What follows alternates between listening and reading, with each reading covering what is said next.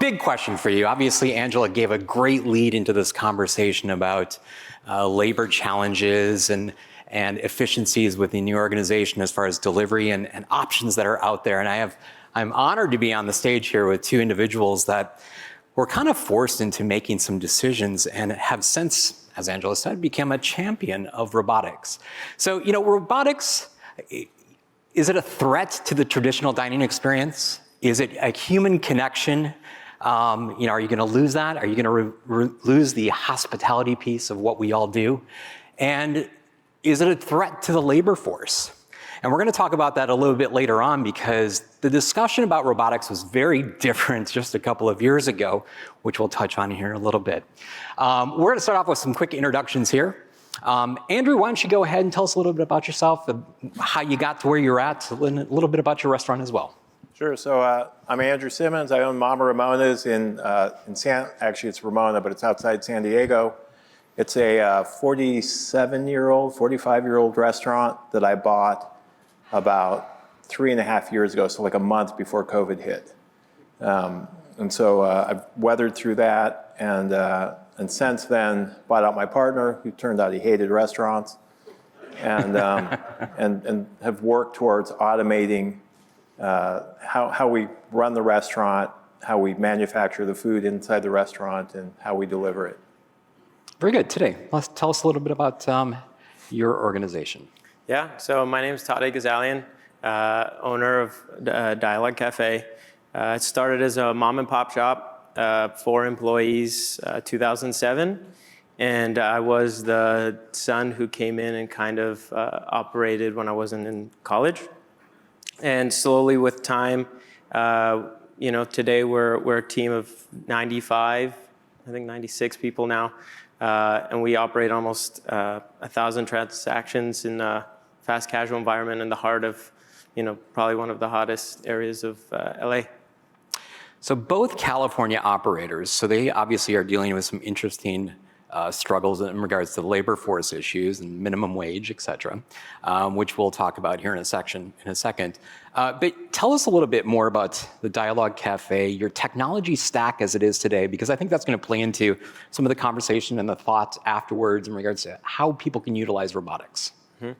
So when we first started, Dialog scaled, it grew really, really quickly. There's a couple of pieces of technology that I really had to introduce quickly. So we used Toast. We use Toast, and we have an API with Postmates and Uber. About 45% of our business is through third-party delivery. And through that, we used, so right before COVID happened, I had somebody ask about delivery robots, if that was a possible thing. So then we introduced Serve Robotics, and then we're about to use a handful of other techs as well, like the R365 and a handful of others. So I have a picture up of the Serve Robotics. Very curious to hear about your experience. Did you approach them? Did they approach you? How did the whole transition happen? So with the Serve Robotics, it went back 4 years, and they asked me, we've always beta tested a lot of different things and tested out stuff for Postmates because we are a very high volume for them. And one day they said, hey, would you be interested in having robots? And immediately I was like, yeah, of course, it would be amazing. So they showed me the first picture of it, the prototype, and they're like, oh, well, this thing winks at people. And I was like, oh my God, well, this is going to be interesting. Of course, COVID hit, radio silence. Everybody was trying to stay alive. I was in the store almost every single day. And they said, hey, would you be interested in testing out these robots? And we beta tested it. And during COVID, there weren't any people on the sidewalks. So they were collecting data, and we did some tests, and there was some initial changes that we had to do quickly, some that you wouldn't have known until the day came, and they would literally stop in front of the door, and it's like, well, we got to be able to get the food out.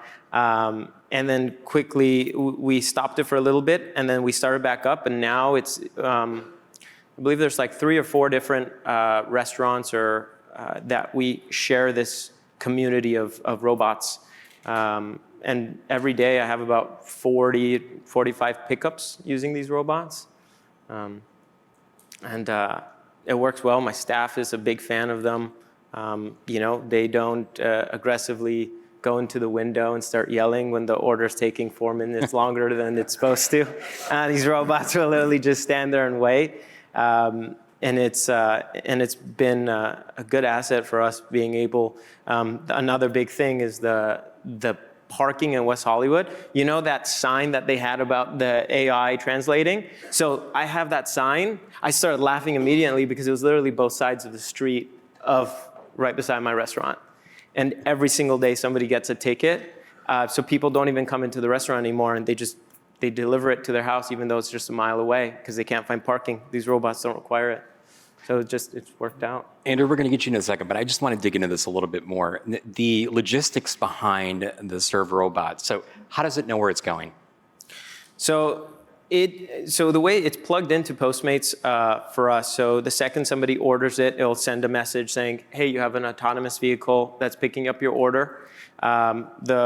These robots will come. As you can see, they're lined up right here. I actually created, I blew up the window, or the wall beside it so we can kind of hand off to the robots. And we put it inside, and the robots actually will go down the street. They go up to 1.5 miles, 2 miles.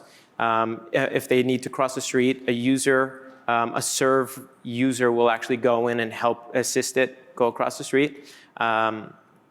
And once it gets to the customer's house, it basically says, hey, here's your 4-digit PIN. Feel free to go outside and pick up the food from it. Open it up, the food, the drinks, it's there. The driver didn't forget in the car or anything like that. Now, it has cameras on the front of it. Is there a human actually that's navigating this thing? So while it's on the street, it uses 2 or 3 different kinds of AI technology. To what I know, and it's actually pretty interactive, and we're a very high volume place. We'll have like 300-400 people walking down that sidewalk all day long, and these robots will literally stop, wait, and I've seen them go around dogs. I've seen them go around different objects on the floor. If there was like a broken sidewalk, it'll actually go around it. I've even tested it. I've had people kind of spook it or try to scare it, and it'll catch it, and it'll stop and it'll keep going. But it's worked for us. I do have that question about liability, but we won't get into that today. That's a question I think we all have. Andrew, let's jump over to you. Let's talk about your restaurant. So you took over right before COVID, but it's a well-established location. Yes. So what kind of challenge, first of all, what were you trying to solve for, and what kind of robotics did you put into place? So I'm in California, so that means, really high wages and, more higher wages coming. I got into doing the robotics and the automation when Governor Newsom announced that they were going to be raising, wages to $25 an hour for fast food, which has now been scaled back a little bit. So, I have 14 employees. And I'm in outskirts of San Diego and kind of an anti-tech, just anti-tech community. But I'm not going to be able to afford 14 employees at $20 an hour or more. So I started looking at ways to automate. So one of the first things we did was we added a server robot, not to replace servers, but to help servers. So I don't have to have a runner. I just have the server, and then the robot goes out, and the robot takes up to 8, seatings worth of food to a table. Initially, the employees, the servers were anti-robots. Those people left on their own. The folks that work for us now really more embrace the technology and see that they can get food out to tables faster, so everybody eats at the same time. A table can also be bussed at quickly as well, so we have a faster turn on the tables. That was one phase of it. The other phase was adding in a station made by Picnic that produces 135 pies an hour with only one operator. So we can drop our blanks, essentially, our pies in the front end. It'll auto sauce, auto cheese, auto pepperoni. And then from there, it'll add a couple toppings, and then we drop it into the ovens. And so we do use some bludgeoned ovens. We're going to Rotoflex soon, but we also use these Turbo Chef ovens that you see here. So we can produce pies in under about 300 seconds total from start to finish. And then with that, we're able to roll out our subscription service for making pizza. So we do that as well. So how many employees did you start off with, and how many did you end up with? We started off with 14. We run the restaurant now with 4. Interesting. So if you think about it, we were all sitting in this room maybe 3-4 years ago. I mean, obviously the conversation has been about Chippy and Flippy. That's where all the attention has been. And I do remember the conversations where employees were concerned, it's going to replace my job, it's going to replace my job. And we were all out there going, no, it's not. We're just going to reposition you into another location in the restaurant and make it more efficient. But I think recent times has forced a different mindset in this. And I believe there's many people in this room that are struggling with the same exact problem of the labor issue. I know there is not to get political, but there was a new law that was just passed by Newsom recently where the official $20 per hour is going to kick into effect, I believe, next year. Mm-hmm. With a weird stipulation, you have to be 60 units or more, but you're exempt if you sell bread at your location. You make bread. Make bread at your Make location. bread. Trying to figure that one out still, but I think that's a very interesting concept in that area. Having said that, I think we are all concerned that, how California goes, it's starting to trickle down, and we've seen that through, regulations across the United States with compliancy and things like that. So certainly these two operators are definitely in the position of being able to experiment. They're kind of forced to experiment with this technology, but today is a great opportunity to talk about the ROI and really what it means to them and what it can mean to your organization as well. So I think this is a good opportunity to talk about some of the challenges of robotics that you faced. What was the thought process? And today we'll start off with you. What was the thought process behind going down the route of robotics? I mean, what did you consider? Did you try other options? Did they fail? In terms of, we didn't experiment with too many different forms of robotics, but when we definitely started with the serve robotics, everybody was very hesitant with it. The staff was very nervous about it. They didn't know how it was going to work. But as you, and even our guests, right? Like we're in the heart of West Hollywood. I would say, 70% of our customers are under the age of 30s. They're always on their iPhones, and they're very interactive with that. And they were even resistant to accept the orders from the robots. But the second we were able to get it to that first time, then for them, there was that big, the big thing that changed it was the savings on tipping. As things are getting more expensive, when they realized that they didn't have to tip these robots that were doing the deliveries, it became a lot more realistic for them to order often. So instead of looking at an ROI perspective, I kind of looked at the customer experience and anything we can kind of do on that end. That's what we'd really, really focus on. And it really made a difference for that sense, as everything's getting extremely expensive. Absolutely. And Andrew, I think your ROI is a little more calculatable in regards to labor costs. But even, from a food production perspective, obviously less labor, the less you have to charge. But you also said that you live in a very anti-technology area, which is interesting. Did you experiment with any other technology from a robotic perspective or even an AI perspective? Yeah, so I do a lot of experimentation with robots, with tech stack, with whatever I can, and then I also write about it as well. But I have gone through 2 voice AI systems so far, and both were pretty much failures for us. So much so that our customers went to social media and just blasted us terribly. And we're about to do a third trial. So I'm not giving up on it. I just need to find the right solution that works. So, I'm not afraid to, try more things and see what'll work. My ultimate plan is, we're in a 5,000 square foot restaurant. I'm now down to about 1,200 square feet of actual space we use for, production. We do have dine-in. We don't get a lot of dine-in customers. So much so that I turned a third of the dine-in space into an indoor greenhouse for the restaurant as well. So we grow all of our own microgreens as well. So with this reduced footprint, is it allowing you to grow and expand quicker? It will for the future locations. So we're going to do some experimentation with cloud kitchens. We've signed 3 leases so far to take what we've learned inside of Mama Ramona's and do it in other areas, other markets. So another one or 2 more in San Diego, and then 1 in Philly that we just signed the lease on as well. And today, have you experimented with any AI? So I've tested out a couple of things, and it's crazy when we talk to each other about these things. It's very common on the obstacles that we face. You have to be extremely creative. You got to really try out, and you have to go on the limb. And sometimes you have to implement it and really see if it's going to work or not. And sometimes it doesn't. I will say, one of my biggest obstacles was since we are fast casual, we take a lot of orders at the POS system.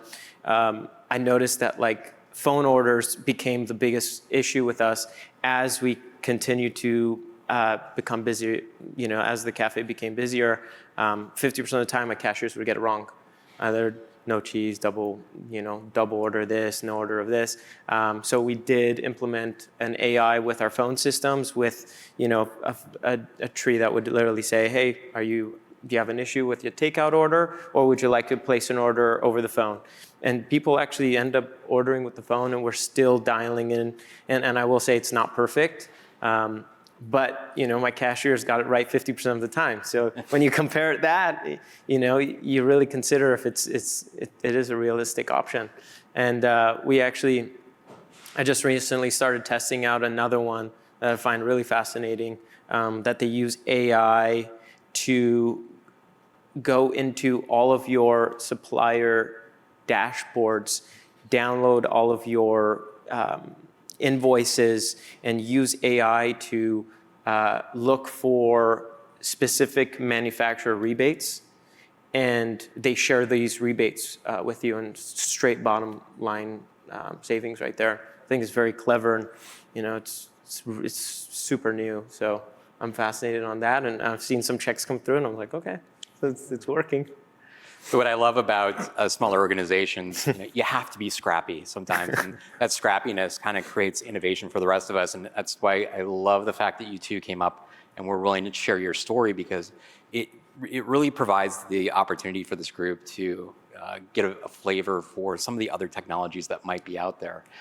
The future of robotics, obviously you guys are continuing to find improvements within your organization to create efficiencies, to create profitability.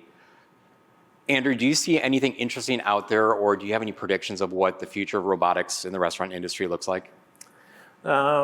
Interesting stuff I've seen. I'm experimenting with something called Bot and Kit, which is it's primarily for Asian food, I think, for making fried rice and stuff. They've adapted it to make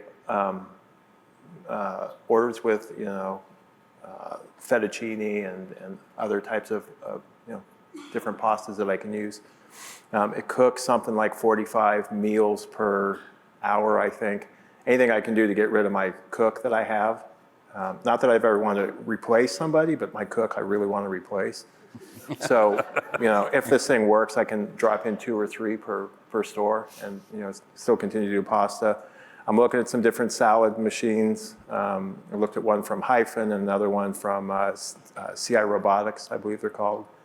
That looks fascinating to me as well. So anything, tech related, I'm looking at either what they have or how can it be modified to work within. Well, you bring up an interesting point. So when you went to the robotic pizza production aspect of it, was there any effect in the quality of the product that was being put out? No, not at all.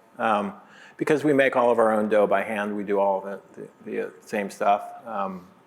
some automation of that still, but we've kept all our same recipes. We haven't had to change any of our ingredients. The only thing it has done is dropped our cost. So our cost now is about $2.45 a piece for a 12-inch pepperoni pizza from start to slices in a box. And that's how we're able to do some of the other things that we offer. And if you had to pay 14 people, how much would that pizza be? Well, You'd be out of business. I couldn't do my subscription program. Right. So. And today, what do you think the future of robotics looks like in your area? I think it's really interesting. I'm seeing a lot of fascinating stuff happening. I don't know if it's going to be ready, relatively soon.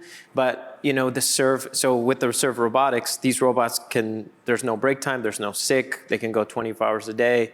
And, before I got into restaurants, I was really big in the coffee industry and specifically specialty coffee and latte art. And I used to do coffee competitions. And the one thing that is really crafted on the barista side is the ability to do latte art on the lattes, the pretty designs on top. And I'm seeing, pieces of technology that can texture the milk just like a fully skilled barista can do, and assist them on pumping out more drinks with the same hands. And also, even taking it a step further, I've seen it where they can actually make, full lattes with latte art on top of it. And I'm thinking, well, if you have a barista who can work 24 hours a day and you have a serve robot who can deliver 24 hours a day, what makes getting a specialty coffee, possible at any time of the day, with maybe just one person, expediting the order.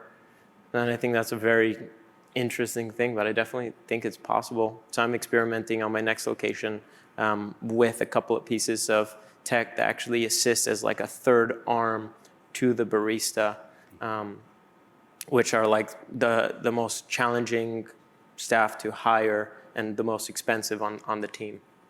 So with serve robots, there is a recent acquisition that was made that probably affects a lot of people in this room. Maybe you can talk a little bit about that. Yes, yeah. So Serve was they did a partnership with Postmates and Uber, and we were one of the beta testers of it. But as I know it, they are in the works of having 2,000 of these robots operating. So in my little area, we have about 100. So if you really think about it, I was like, this is definitely something that they're doubling down on and really trying to push out. And I know that they keep getting more and more information from us. And I'm seeing those systems changing and getting implemented really quick. So I think it's going to be really fascinating how much of that is actually going to be done, especially with all that, how many times you get a Postmates order, it's missing a smoothie, or if it's missing a latte, and think about it, that's expensive for Postmates, Uber, for everybody. And it adds up really, really quick. But there's a camera that literally shows what's inside the cooler and what is taken out and the person who's doing it. So. Well, there's your true ROI as well. You're not losing any income in regards to the food that's being lost in transit some way, shape, or form. Definitely, especially in West Hollywood. We have smoothies at $18. So. We'll finish up here, Andrew. If somebody out here in the audience is thinking about robotics for their organization, what kind of advice would you give them? I mean, where do they start? What should they be looking at as those key indicators to determine if it's the right move for them? I think it's really looking at how it can supplement and or ultimately replace some staff to drop that cost. I think you just have to kind of, don't wait for something perfect to come out. Start looking now and experiment. It's tough for some of the organizations here, but I think it would be worthy to just get one thing and just try it out. And Tadeh, do you have any advice? Yeah, I think beta testing is just, and having somebody who can take ownership of that on the team. Like I had one person on my team who was specific on that, and all he really did was manage serve. And yeah, there's little speed bumps of it, but once you get it dialed in, the problem's there until it's not. And that's kind of like when I look at these things, it's like, oh, well, the cashiers keep complaining about answering the phone and they mess up and the customer waiting at the register get upset. And then all of a sudden you put it in this AI and it's like, cashiers don't complain about it anymore. So it's when you hear things like that, you're like, okay, well, it's doing right. And granted, it takes some time to get it lined up. But I think you should, especially as things go and things are getting more and more expensive. West Hollywood is the highest minimum wage in the nation. So I've had to really, really push to make everybody extremely efficient. We do a transaction every 30 seconds. So you got to be quick. Amazing. I wanted to give a little more time for questions for you gentlemen. I think we have time for maybe one question, maybe two if they're quick. Anybody have a question? Raise your hand. Any questions? There's one in the back over there.